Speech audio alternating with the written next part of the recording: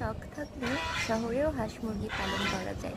দেখেন আমাদের পাশের বাসায় রাজহাঁস, চীনা হাঁস, পাতি হাঁস, দেশি মুরগি, কবুতর, কত কিছু। ওই যে ঘরটা দেখছেন ওইখানে রাত্রিবেলা রাখে।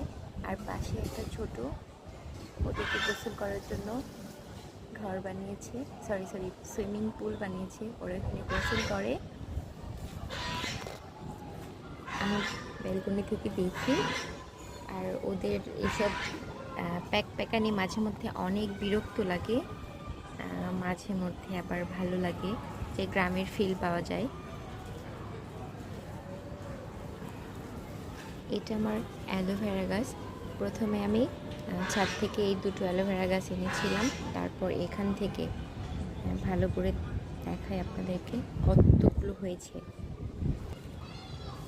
এটা আমার পুঁইশাক গাছ, যদিও আমি পুঁইশাকের আগা পাতা কেটে খেয়েছি, নতুন করে আবার ডাল হচ্ছে। আর এটা কলমি শাক খাওয়ার পরে আমি এভাবে মাটিতে রোপণ করেছিলাম।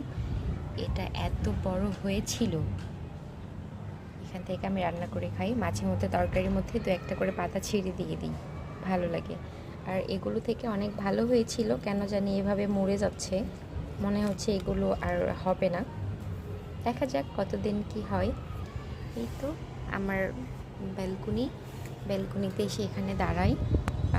এদের এই যে হাফ ছাদ, মানে এত ভালো লাগে এটা। আমি যদি কখনো বাড়ি বানাই তবে এমন করে বাড়ি বানাবো যেন একটা হাফ ছাদ দেখা যায়।